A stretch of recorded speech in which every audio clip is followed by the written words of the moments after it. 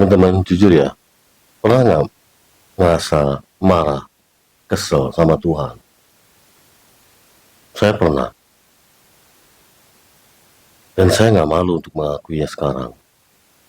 Karena waktu itu, saya memang benar-benar merasa marah dan merasa kesel sama Tuhan, karena saya merasa ditinggal sama Tuhan.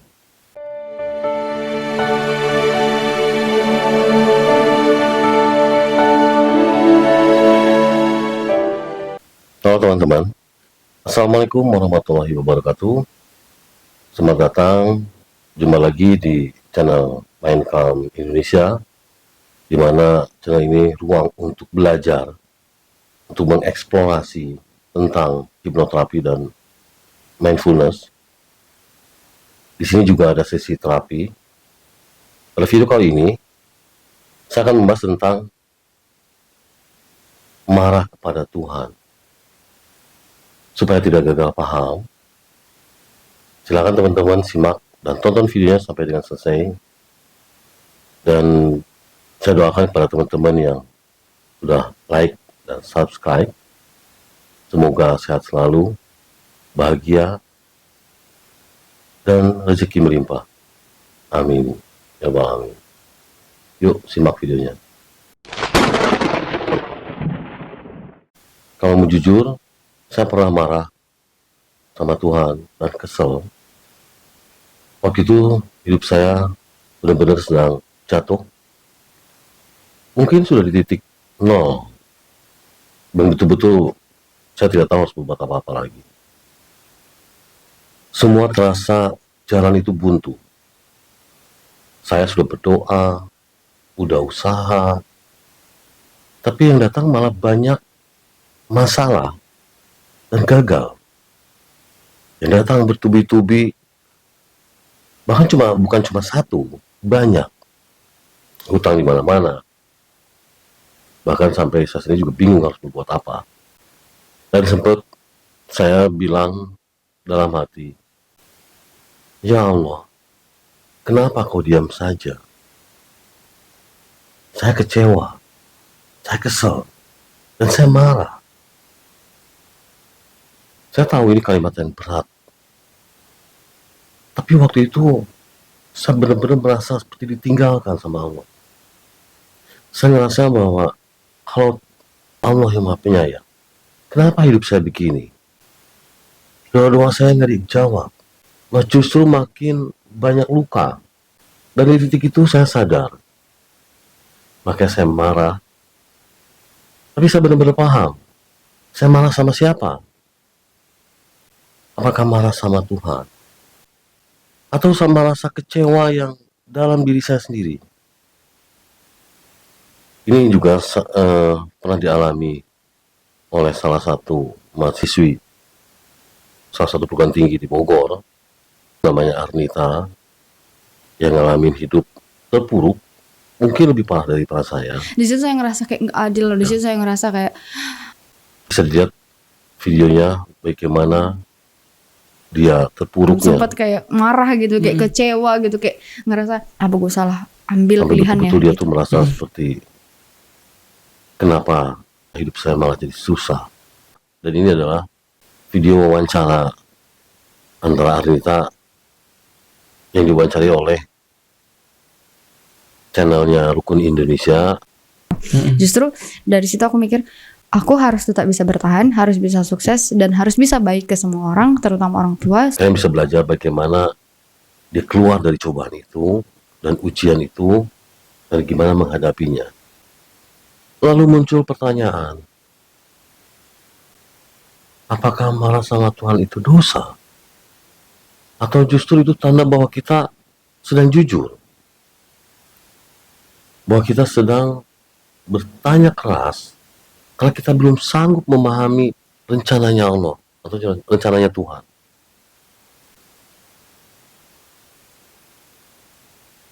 Saya teringat kisah Nabi Ayub alaihissalam yang diuji luar biasa. Beliau kehilangan harta, kehilangan anak, dan kesehatannya juga benar-benar diuji sama Allah. Tapi apa yang dia lakukan? Dia tetap berserah diri sama Allah sambil berdoa, sungguhnya aku telah ditimpa penyakit dan Engkau adalah Tuhan yang Maha Penyayang di antara semua penyayang. Coba orang yang sudah dikasih ujian, penyakit, tapi masih berprasangka baik kepada Allah. Bahkan dia menerimanya dengan ikhlas. Ada lagi misalnya Nabi Yakub alaihissalam. Beliau sedih karena ditinggal salah satu anaknya, yaitu Nabi Yusuf alaihissalam. Anaknya yang ke-11 dari istri yang ketiga kalau nggak salah. Tolong koreksi kalau salah. Dan dia berkata pada Allah, sesungguhnya hanya kepada Allah aku mengadukan kesusahan dan kesedihanku. Kebayang, beliau curhat pada Allah seperti itu. Mereka tidak menyalahkan Allah, tapi mereka jujur dengan perasaan mereka, bahwa mereka bawa semua rasa itu kembali kepada Tuhan. Jadi, pertanyaan saya adalah, boleh nggak sih kita kecewa? Boleh nggak sih kita marah sama Allah? Boleh nggak sih kita nangis? Coba teman-teman silahkan jawab pertanyaan ini. Tapi satu hal yang buat saya sadar waktu itu, bentuk marah saya adalah ketika saya mau sholat asar, saya sudah ambil air wudhu, dan saya nggak jadi. Dan saya waktu itu memutuskan, ya sudahlah, saya nggak usah sholat. Tapi setelah dipikir-pikir, rasa marah saya kepada Allah itu, saya tidak sampai berpikir menyalahkan Allah, atau menuduh Allah tidak adil, atau mengingkari keberadaannya. Karena saya tahu bahwa kalau itu terjadi, kalau sampai berpikir seperti itu, saya menjadi orang kufur. Dan itu bukan lagi emosi, tapi keputusan hati yang berbahaya. Mungkin inilah maksud dari ungkapan kefakiran itu dekat dengan kekufuran. Bukan karena miskin itu dosa, tapi karena saat kita terpuruk, hati ini jadi rapuh dan mudah salah arah. Dan di saat itulah setan, iblis akan bersukaria untuk membawa kita ke kekufuran. Terus kita harus gimana? Kadang kita curhat sama orang tidak sesuai dengan harapan kita. Curhat sama Allah hanya satu arah. Terkadang kita butuh curhat yang dua arah, yang bisa saling kasih pendapat atau masukan. Tapi curhat sama seseorang, coba deh kalian pikir, atau kalian mungkin pernah pengalaman ketika curhat sama orang. Apa yang kalian dapat? Sering keselnya kah? Atau nyaman? Atau jadi damai? Pasti kalian pernah mendapatkan jawaban dari teman-teman kalian atau seorang ketika kalian curhat. Itu cuma kata-kata itulah sabar. Atau terus gimana dong? Tapi mereka nggak sambil cari solusi atau bantu. Atau belum apa-apa udah bilang, maaf, aku nggak bisa bantu. Bahkan ada juga yang nyalahin. Misalnya kayak, tuh kan, lagian sih, nggak mau dengerin saya. Atau misalnya gini, usaha kayak gimana? Masa nggak, begitu aja nggak bisa? Gimana perasaan kalian kalau seperti itu?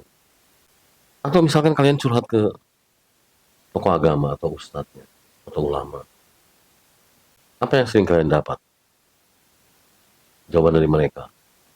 Mereka selalu bilang bahwa sabar, ini adalah ujian dari Allah. cobaan dari Allah. Perbanyaklah sholat dan doa. Terus respon kita apa? Mungkin banyak dari kita bilang begini, kalau cuma ngomong sabar, terus banyakin sholat, doa, gue juga tahu kalau kayak gitu. Pernah nggak begitu?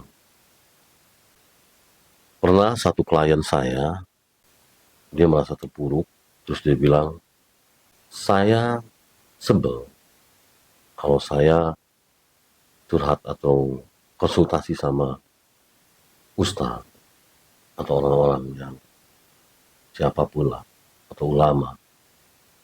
Selalu bilangnya sabar, banyakin sholat, banyakin doa, banyakin sholat malam. Terus dia bilang apa? Kalau cuma jawaban itu, saya juga tahu. Nggak perlu saya diajarin, saya juga tahu, paham itu. Memang harus sabar. Nah, mungkin kalian setuju dengan itu. Kalau ada yang nggak setuju ya silakan ya, komentar ya. Nah, sebenarnya apa yang dikatakan ustadz ulama itu, banyakin sholat, banyakin doa, terus dan mungkin sambil kasih ayat-ayat, itu sebenarnya benar. Yang nggak benar adalah otak kita. Otak kita itu udah menolak duluan. Karena kita maunya orang yang memberi nasihat itu sejalan dengan otak kita. Sejalan dengan pemikiran kita. Padahal faktanya enggak. Kenapa bisa begitu? Jadi dalam otak itu, amigdala ya, bagian amigdala, itu udah ngerespon stres. Terus dari respon dari stres itu, ada defense. Ada semacam pertahanan diri. Yang akhirnya, ketika orang menyampaikan pendapat yang benar, ini langsung menolak. Itu respon dari pertahanan diri amigdala ketika stres. Jadi yang kita mau adalah jawaban langsung yang bilang, oke, saya bantu. Kamu mau apa? Seperti Allah yang kun fayakun. Hei, Sergeuso, nggak begitu konsepnya. Semua itu ada sistemnya. Kita bukan hidup di dunia Disney, kartun, yang tiba-tiba lagi jalan, pak, dari depan, dari langit turun. Nggak begitu. Ada sistemnya, hidup ini ada sistemnya. Kalau kalian simak ceramahnya Ustadz Adi Hidayat, ya, kalian akan paham kenapa kita mengalami cobaan, ujian, atau rintangan yang berat. Tapi dengan catatan, coba kalian open mind, open heart, dan open will. Artinya apa? Turunkan ego kalian dan dengarkan dengan seksama. Ini videonya, coba kalian dengar sebentar ya. Ingat ini baik-baik. Setiap Anda mendapatkan cabaran ujian dari Allah Subhanahu wa taala, maka satu, tidak pernah Allah turunkan cabaran kecuali kita mampu mengatasinya. Satu. Saya ketika marah sama Allah dan kesal, saya sadar, kenapa harus saya marah sama Allah? Dua, tidak pernah Allah turunkan cabaran pada setiap umat kecuali di balik cabaran itu ada solusi termudah untuk mengatasinya. Yang salah itu siapa? Yang salah itu adalah kita sendiri. Mungkin kita tidak berusaha yang maksimal, atau kita tidak melakukan hal yang seharusnya. Jadi yang harusnya kita misalnya, apa yang kita bisa lakukan A, B, C, D, atau kita antisipasi sebelum kejadian ini terjadi, itu kemungkinan kesalahan kita. Akhirnya saya langsung sholat asar yang tadi nggak jadi. Saya nangis, saya minta ampun, saya minta maaf kepada Allah. Dan kalian tahu ya apa yang kebayang di dalam pikiran saya. Saya takut Allah murka, marah sama saya. Itu saya sampai nangis dari asar sampai isya, saya nggak berhenti nangis terus. Berhenti sebentar, ingat nangis lagi. Saya sholat tobat langsung. Sholat malam, sholat tobat, nangis lagi. Jadi, hati-hati ya teman-teman. Ketika kalian marah, kesel, hati-hati untuk tidak melakukan hal-hal yang membuat kita marah atau mengucapkan kesan kita kepada Allah atau hati kita ya. Apalagi sampai ke mengarah ke kekufuran. Naudzubillahi min dzalik. Jangan. Saya di sini nggak bawa fatwa dan saya nggak datang sebagai orang suci. Saya cuma manusia yang pernah merasa hancur, pernah marah. Tapi dari situ saya belajar. Dia Maha tahu. Bahkan sebelum kita berkata apapun, Tuhan tahu. Sekarang jujur memang ketika saya kecewa dalam kondisi saya nggak lagi sembunyi, saya cuma bilang sama Allah, ya Allah, aku nggak ngerti, aku sedih, aku kecewa, tapi aku tetap ingin dekat denganmu. Dan saya doa, mohon sama Allah sampai saya nangis, tolong jangan jauhi saya, tolong dekati saya, peluk saya. Itu yang saya lakukan. Dan saya merasa secara fisik itu mulai tenang dalam pikiran itu. Dan saya nggak pernah mau berhenti lagi berpura-pura kuat. Malu ketika kita menganggap diri kita kuat. Padahal Allah yang maha besar, maha perkasa, tahu kondisi kita. Kalau kamu hari ini sedang merasa marah, kecewa, atau kesal sama Tuhan, memang itu manusiawi, tapi kalian harus hati-hati, tetap jaga akidah kalian, jangan sampai mengarah kepada kufur, dan cukup kalian berdoa, curhat sama Allah ketika sholat, nangis-nangislah, dan bilang bahwa kalian kecewa, tapi katakan, jangan sekali-kali mengatakan bahwa di mana keadilan Allah. Kalian cukup bilang bahwa kalian kecewa dengan kondisi ini dan kami berserah diri kepada Allah. Bahwa rasa itu kembalikan kepada Allah. Kalian harus tahu Tuhan atau Allah itu hadir bukan hanya ketika kita kuat. Dan ketika kita kuat pun kita harus tetap ingat. Karena sewaktu-waktu Allah akan menjatuhkan kalian ketika kalian sombong dalam hitungan menit, mungkin detik. Justru kalau misalnya kalian jujur dengan rasa kalian dan curhat kepada Allah, insya Allah Allah akan mendengar semua doa kalian. Baik teman-teman, kalau video ini bermanfaat silahkan share sebagai motivasi kepada orang-orang terdekat kalian, dan itu adalah pahala jariah kalian yang akan kalian bawa sampai dengan mati, walaupun sekecil apapun pahala itu, tapi bermanfaat, itu akan menjadi pahala besar buat kalian nanti. Terima kasih sudah nonton video ini sampai dengan selesai. Saya doakan kepada kalian yang sudah like, subscribe, semoga hidup kalian bahagia, sukses, dengan rezeki melimpah. Assalamualaikum warahmatullahi wabarakatuh.